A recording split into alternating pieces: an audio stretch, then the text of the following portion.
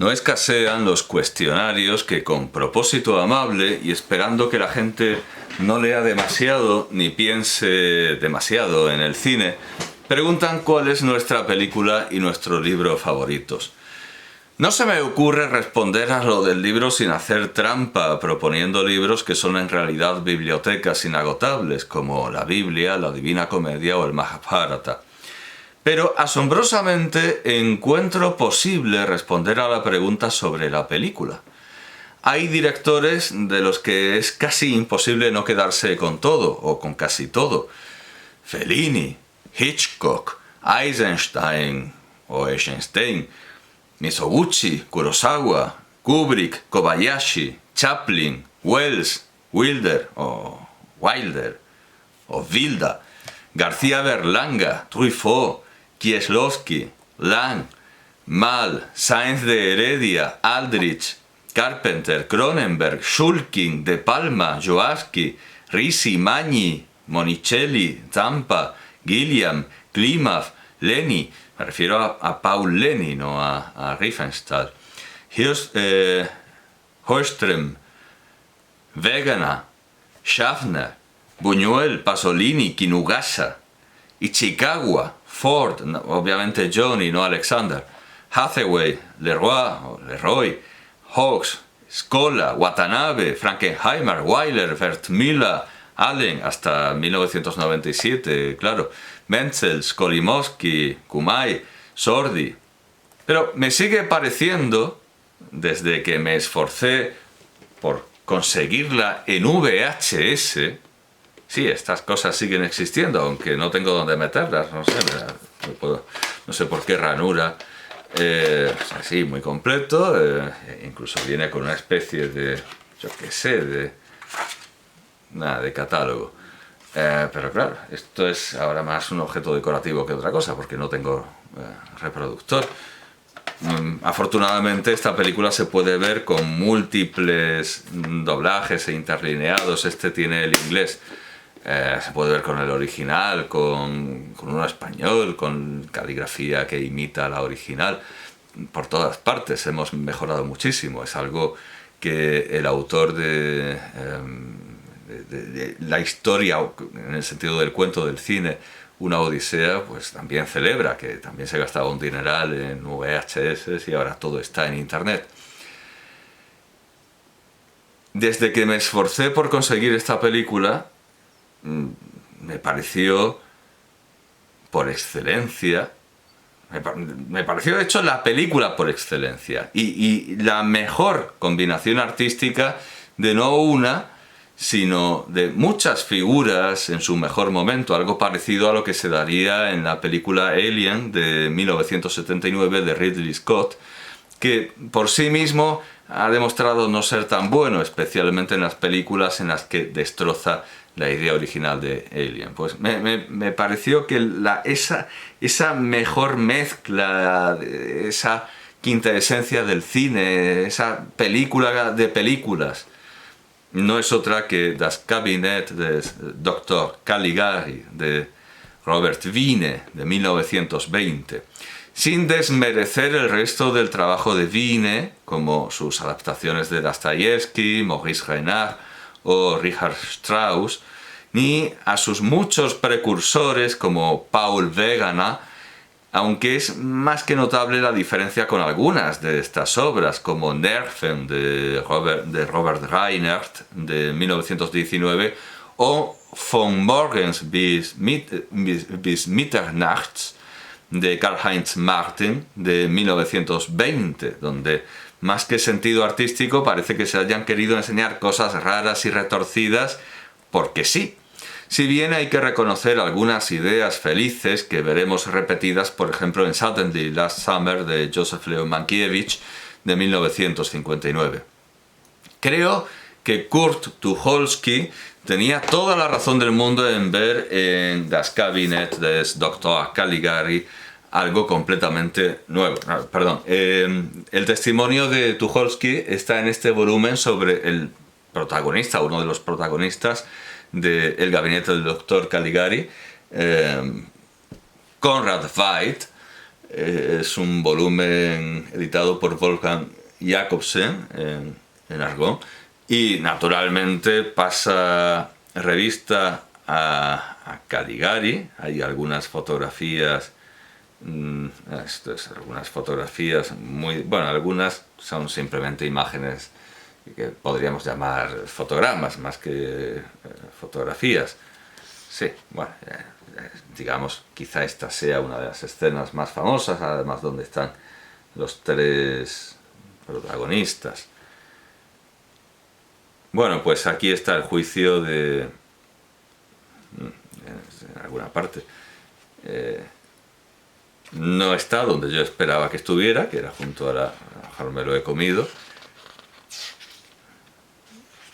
En alguna parte tiene que estar. Aquí está el testimonio de Kurt Tucholsky sobre Caligari, eso que le pareció algo completamente nuevo.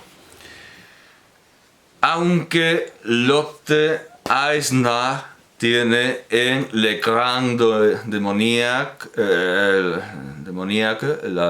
la pantalla demoníaca, en la pantalla demoníaca, tiene unas palabras para defender von Morgens bis Mitternachts.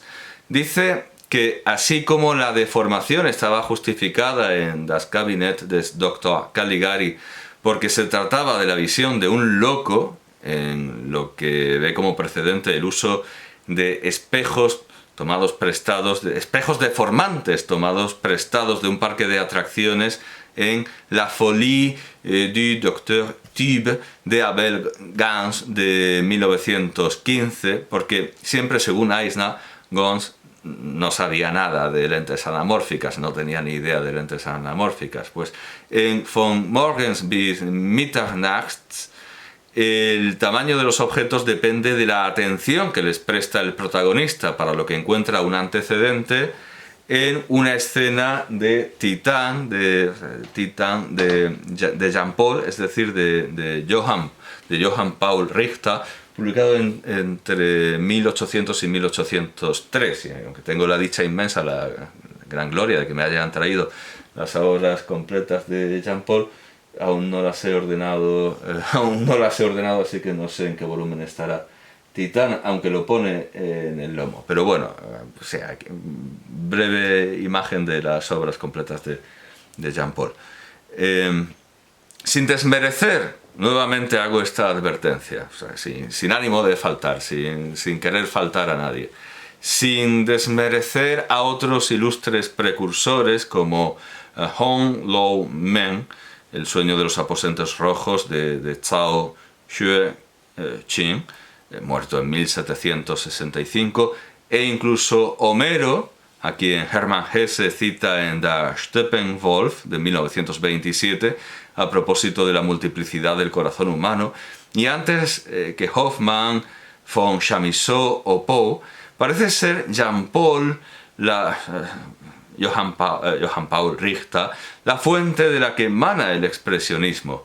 Él crea la palabra Doppelgänger en su Blumenfrucht und Donnerstücke oder Erstand, Tod und Hochzeit des armen Advokaten Firmian Stanislaus Siebenkees im Reichsmarktflecken Kurznapel. Kurz, para abreviar. Siebenkees, publicado entre no sé si debería haber dicho Stanislai, porque los nombres latinos se declinan. Bueno, Kurz, abreviando, Siebenkees, publicado entre 1796 y 1797. Y como propone siempre Eisner, Titán contiene todos los elementos de la vena fantástica siniestra que iba a apoderarse del cine un siglo más tarde. El hombre calvo abre un gabinete de figuras de cera en Madrid y hábil ventrílocuo se esconde entre sus muñecos envuelto en un capote negro. O, de nuevo, cuando el joven sigue al hombre calvo por una galería, ve su propia cabeza rodeada de llamas en un espejo. Pero he de insistir en que, a diferencia de von Morgens bis Mitternachts, el sentido artístico y poético de Das Kabinett des Dr. Caligari es pleno y firme. Todas sus escenas son memorables y no sobra ni una sola de ellas. Es una cuestión de ritmo, como planteaba Louis Deluc, citado por Eisner para introducir su entrada sobre Das Kabinett de Dr. Caligari. Y esto resulta más que sorprendente por lo aleatorio de su producción, según numerosas leyendas y testimonios que no hay que creer del todo. Al igual que se dijo que Max Schreck, traducido sería Max Terror, el protagonista de Nosferatu, eine Symphonie des Grauens de Friedrich Wilhelm Murnau de 1922, se decía que Max Schreck no existía, que es un hombre tan ridículo como va a existir, sino que era un actor bien conocido con seudónimo y disfraz, lo que derivó en la leyenda mucho más moderna de que era un vampiro de verdad. Pues como ocurrió con Nosferatu, los propios guionistas del gabinete del Dr. Caligari se dedicaron a forjar una biografía fantástica de la película, parangonable a la de Valle Inclán, desarrollada por sí mismo y por Gómez de la Serna. Max Schreck existía y tenía en verdad ese nombre tan apropiado, pero las cosas no están tan claras con Caligari.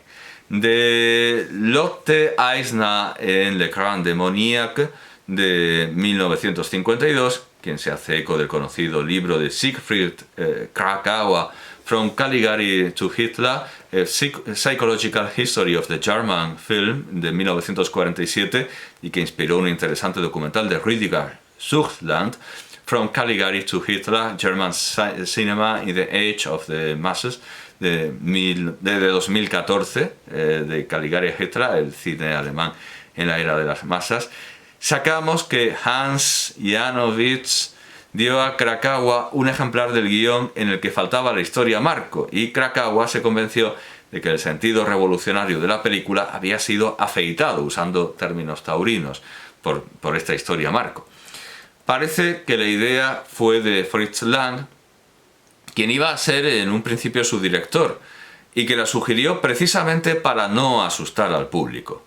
No deja de tener lógica, porque Fritz Lang le confesó a William Friedkin en su entrevista de 1975 que no se atrevió a desarrollar más los elementos sobrenaturales en Metrópolis de 1927,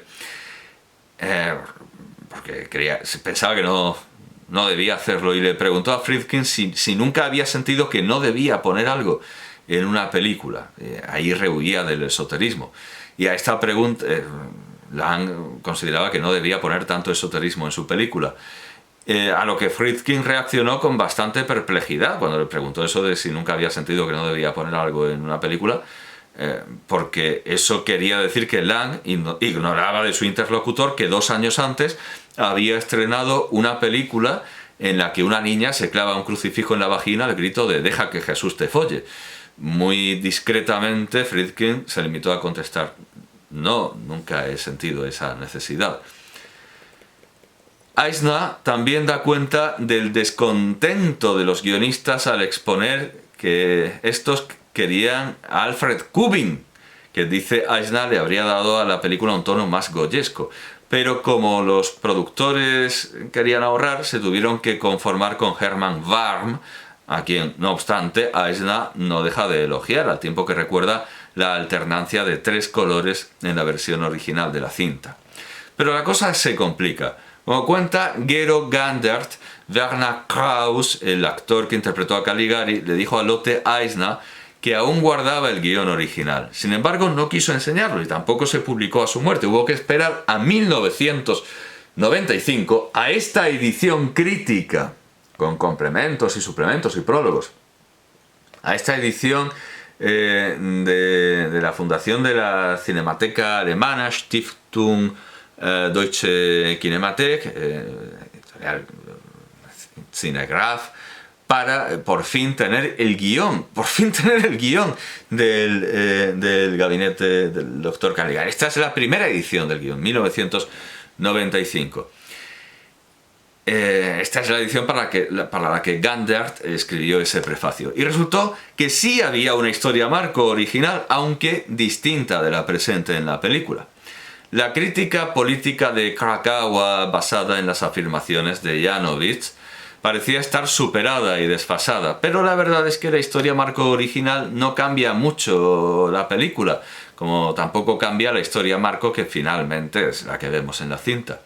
Como decía Eisner, toda la historia no deja de ser la visión de un loco, o cuanto menos una visión deformada, como en el caso del árbol visto como gigantesco por el personaje que se para a dormir debajo de él en el Titán de Jean Paul.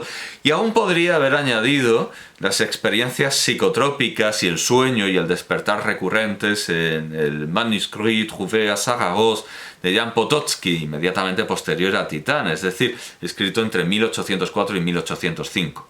Tanto da que se nos presente al psiquiatra como bueno o como malo.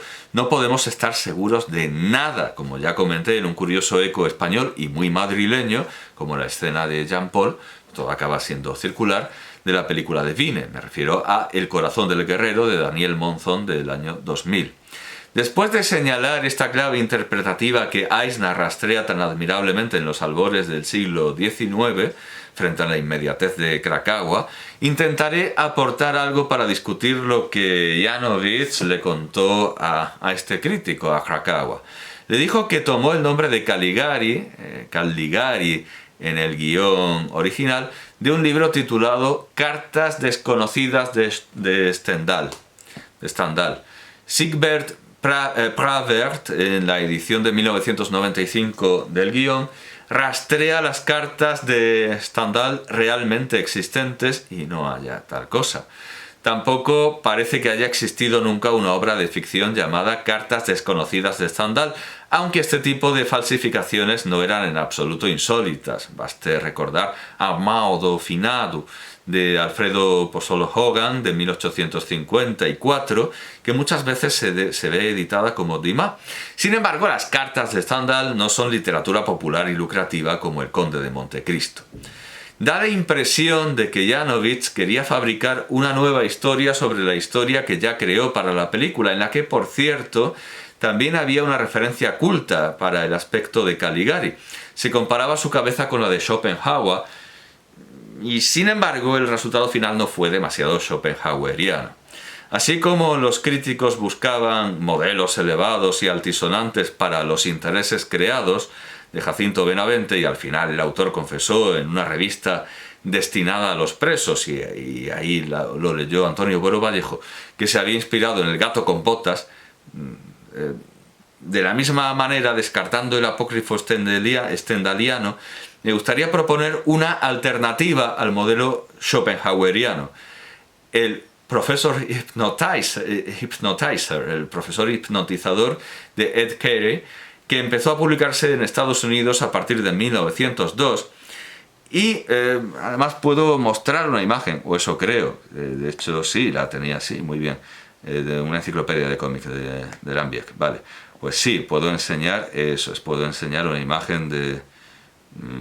vaya, bueno, sí, venga, puedo enseñar una imagen del profesor hipnotizador, como vemos, con su levita negra, con su chistera y sus intenciones hipnotizadoras. Esto es de Ed Carey, vale, bien, pero mucho más aún, tenemos, esto está publicado en 1928, pero empezó a publicarse la serie en 1902, como digo, pero mucho más el profesor Giblitz o Giblitz de Walt McDougall, publicada en una historieta en concreto, porque es un personaje que va cambiando de ropa, pero hay una historieta en concreto publicada, por lo menos porque estas cosas se publican, se republican, en la portada del 1 de febrero de 1903 de Illustrated Nashville American en Tennessee, y lo voy a enseñar también, si he tenido la precaución de... Bueno, sí, tengo aquí una imagen de la universidad de, no sé, osu.edu, esto que será universidad de... Bueno, universidad de algo. No sé muy bien cómo, supongo que debería ponerlo en pantalla. Vale, sí, en pantalla. Muy bien. Vale, pues sí, perfecto. Bueno, yo creo que en estas dos escenas se ve claramente que es Caligari, es el puñetero Caligari. O sea, es exactamente Caligari, con la misma altura del sombrero de copa, con la misma levita, con la misma expresión facial, con las mismas gafas. Este es Caligari, está clarísimo, y es de 1903, o sea, cumple la condición de que es idéntico y de que es anterior. Claro, alguien dirá, sí, pues bueno, efectivamente el pelo es schopenhaueriano, sí, ya, pero es que Schopenhauer no llevaba gafas, no llevaba... Pero bueno, esto es meramente, desde luego, una curiosidad, pero hay que tener en cuenta que es también una curiosidad y es llamativo que ambos profesores de cómic, ambos profesores de historieta gráfica, tengan mucho más que ver con el aspecto de Caligari que la obra gráfica alemana más conocida sobre la hipnosis, Hypnose, de Sascha Schneider, de 1904.